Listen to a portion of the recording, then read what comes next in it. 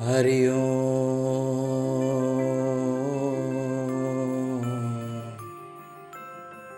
हरि ओम।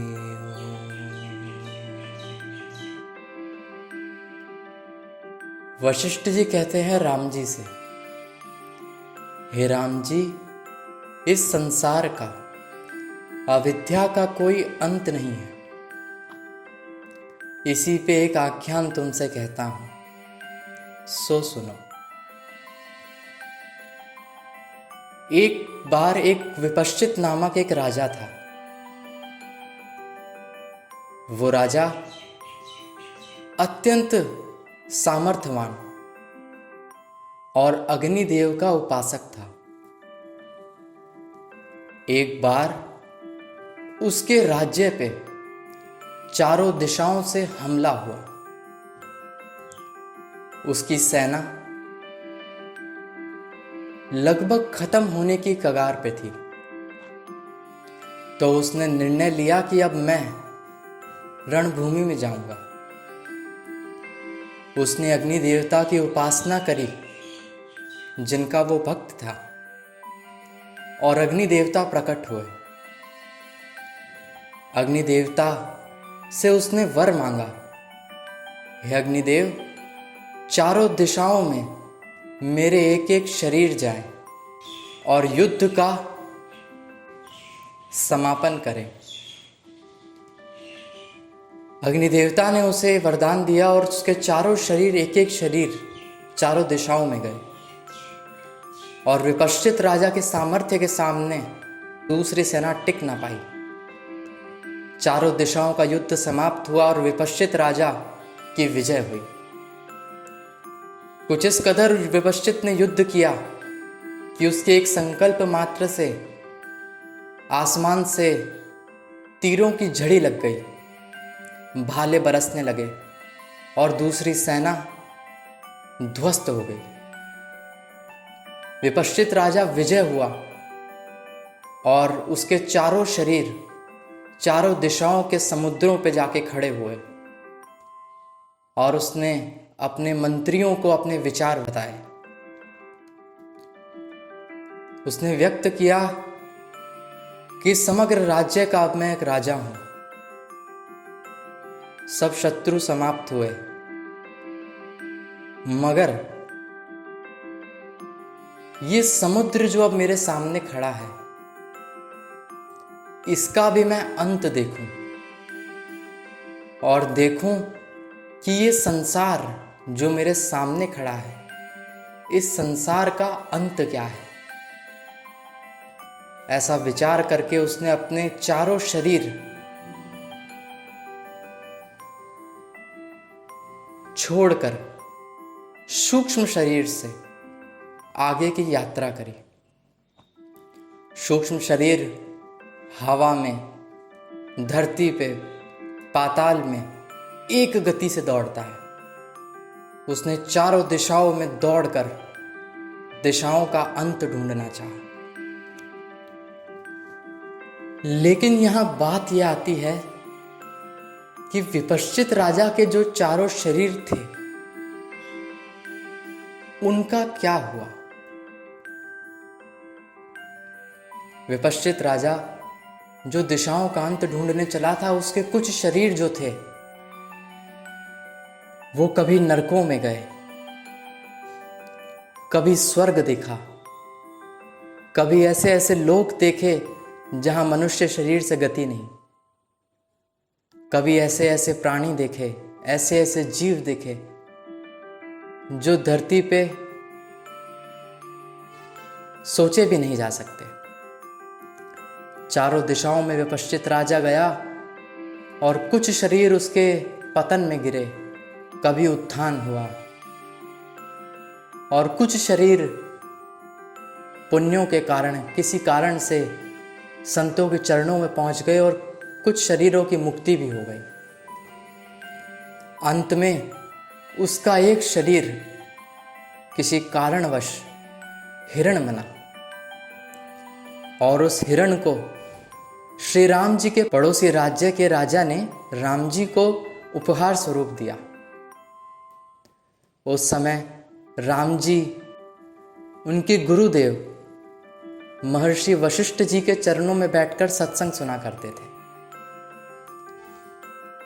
और वशिष्ठ जी ही ये कथा उस समय राम जी को इसी कारण सुना रहे थे, क्योंकि वे चाहते थे कि राम जी इस बात को समझें कि इस अविद्या का अंत नहीं। तो राम जी को ही वशिष्ठ जी ने कहा कि हे राम जी, तुम्हारे को जो उपहार स्वरूप हिरण मिला है, वो हिरण वही विपश्चित राजा है जो इस संसार का अंत ढूंढने चला था। तो राम जी ने कहा सैनिकों से कि सैनिकों, उस हिरण को लाओ मेरे सामने। हिरण लाया गया। तो राम जी ने कहा कि हे वशिष्ठ जी, अब आप ही इस हिरण को वापस से विपश्चित का स्वरूप दीजिए ताकि हम इससे वार्तालाप कर सकें। तो वशिष्ठ जी ने कहा कि राम जी, ये अग्निदेव का उपासक है, आप यज्ञ कीजिए, अग्निदेव आएंगे और वे ही इसको वापस विपश्चित के रूप में हमारे सामने खड़ा करेंगे। अग्निदेव आए और राजा विपश्चित वापस अपनी पहले जो राजा का उसका स्वरूप था उस स्वरूप में आ गया। वो एक तपस्वी राजा था जो चक्रवर्ती था।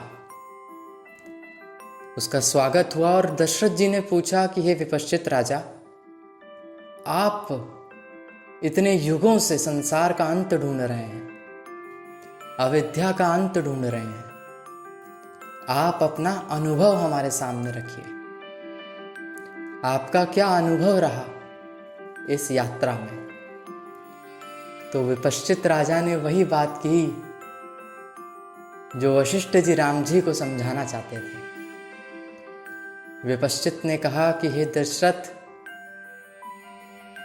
मैं न जाने कौन कौन से लोकों में गया, मैंने ऐसे ऐसे लोक देखे जहां मनुष्य शरीर की गति नहीं, मगर वो लोक बीतते गए, मैं चलता गया और अब मेरा ये अनुभव है कि इस संसार का अंत नहीं, इस अविद्याकृत संसार का अंत नहीं। अंत तो तब ही हो जब किसी समर्थ गुरु के चरणों में बैठकर सत्संग सुना जाए और ज्ञान पाया जाए। तो दशरथ जी ने बिना विलंब किए वशिष्ठ जी को कहा कि हे महापुरुष, हे गुरुदेव, अब आप ही अपने वचनों से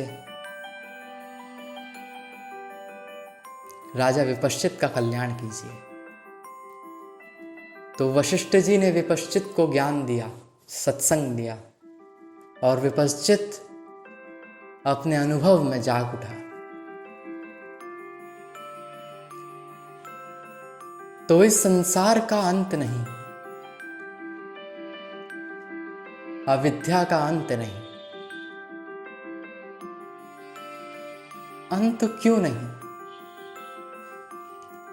तो अंत इसलिए नहीं क्योंकि ये संसार संकल्प मात्र है, और जब तक संसार की इच्छा, संसार में सत्य बुद्धि अविद्या है, तब तक संसार की इच्छाएं निवृत्त नहीं होती। इच्छाएं उठती है मन में,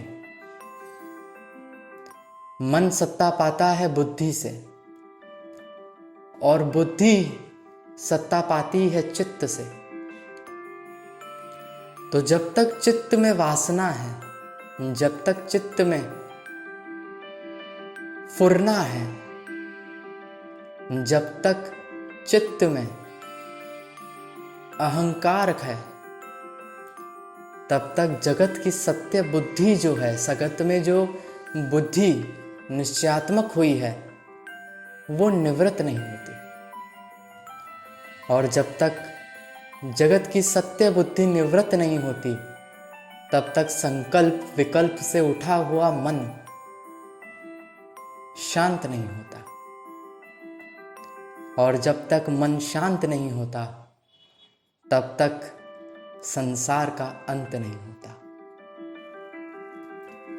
यहाँ अष्टावक्र जी कहते हैं राजा जनक जी से कि यदि देह पृथक कृत्वा चिति विश्राम्य तिष्ठसि अधुनेव सुखी शांता बंध मुक्तो भविष्यसि। यदि तू देह को अपने से पृथक करके, माने अपने को देह से अलग जान के चित्त को विश्राम देगा तो तू अभी ही मुक्त है, तो तू बंधन से छूट जाएगा और मुक्त हो जाएगा। ओम तम नमामि हरि परम।